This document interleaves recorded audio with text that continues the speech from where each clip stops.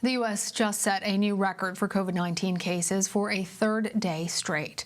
The country saw 126,000 new infections on Friday. More than 9.8 million people across the country have tested positive. The now president-elect Joe Biden pledged significant U.S. government response to the ongoing health crisis during his campaign. The final days of the campaign played out as many states saw a surge in cases, particularly in ones crucial to the former vice president's projected victory. Let's go ahead and bring in CBS News correspondent Nikole Killion there in Wilmington, Delaware, and CBS News campaign reporter Nicole Sganga at the White House. My panel of Nicoles. Nicole Sganga, I'm going to go ahead and start with you first. What is the latest on whether or not President Trump will, in fact, concede? Well, it's a very good question, Lana, and the short answer is, in the short term, no. In fact, just before I came out here, the Trump campaign sent a fundraising email to its supporters. The subject line read, "The election is far from over." The campaign held a meeting today over the phone, a conference call with hundreds of surrogates, supporters, and big donors soliciting some funds for that campaign legal fund you heard Zach talk about in the previous segment, trying to power their way through the upcoming legal challenges and election litigation that they are filing in multiple states here, as well as pay off some of their debt that they've accrued over time and get their supporters out and rallying at some of these pro-Biden events you've seen popping up all around the country following the projection. And in fact, we should point out to our viewers, Lana, that there is actually no concession that is needed here. All that needs to happen is the president-elect has to show up to the inauguration on January 20th.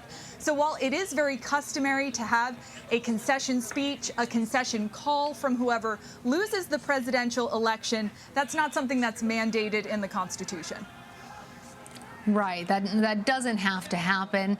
And to that point, Nikole Killion, the Biden campaign is not waiting for that concession speech. I understand from our conversations that they're already starting to work on their transition plans. And when it comes to specific policy, what exactly does the former vice president plan to do on key issues like the economy and coronavirus within his first few days in office? And are there specific Trump policies that he is looking to reverse right off the bat? Well, certainly one of the campaign's senior advisors said that as far as the president potentially not conceding, that, the campaign feels that voters have made their voices clear and that it really isn't up to President Trump to decide at this point, that the voters have spoken. As for plans going forward, look, I think they just want to get past tonight. They want to celebrate this moment. They want to enjoy this moment. But the former vice president, now president-elect, has made clear that he is ready to get to work as far as the coronavirus. CBS News has learned that as early as Monday, he plans to announce a new COVID task force, and he has said all along on the campaign trail that that is something that he wants to tackle right off the bat to get this virus under control, because quite frankly, without that, it's hard to move forward with the economy. It's hard to move forward on other issues if you don't have a good handle on that. So that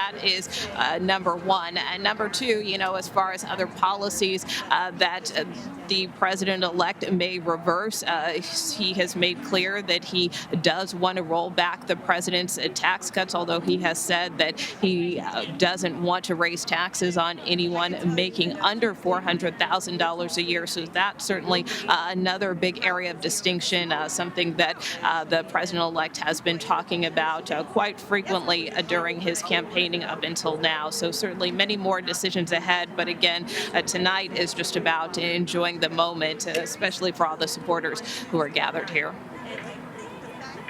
Certainly a lot of joy over there where you are, but back at the White House, there is a lot of quiet actually coming from the White House itself.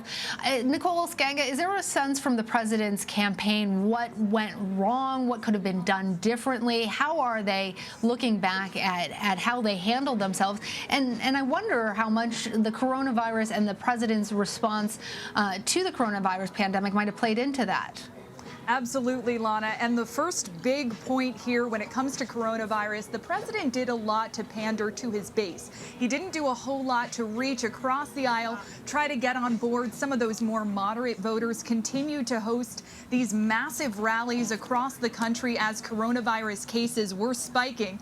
Also, if you recall, in the wake of the police killing of George Floyd, the campaign really invested heavily after we saw some protests and some riots across the country in this message of law and order, pouring millions into online and television advertising campaigns in an effort to court women. Well, the results are in. Women actually registering their strong disapproval of the president, with 56% of women voting for Joe Biden, only 43% of women voting for President Trump. That's according to the latest exit polls, although we're still tabulating votes here. Also, the president really condemning mail-in voting and also raising some conspiracy theories around absentee ballots during the course of this campaign, dissuading his own supporters from sending those mail-in ballots, which, talking to GOP lawmakers and field organizers on the ground, really hurt him in some of these close contests in the Sun Belt and in the upper Midwest. In addition, you know, the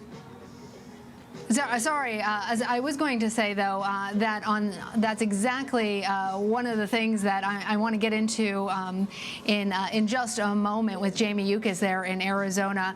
I have to let you guys go right now. I know that there is going to be a lot of looking back into how this campaign played out to see the ways in which Republicans are reevaluating what their party looks like. All right, Nikole Killion, Nicole Sganga, thank you both. Thank you.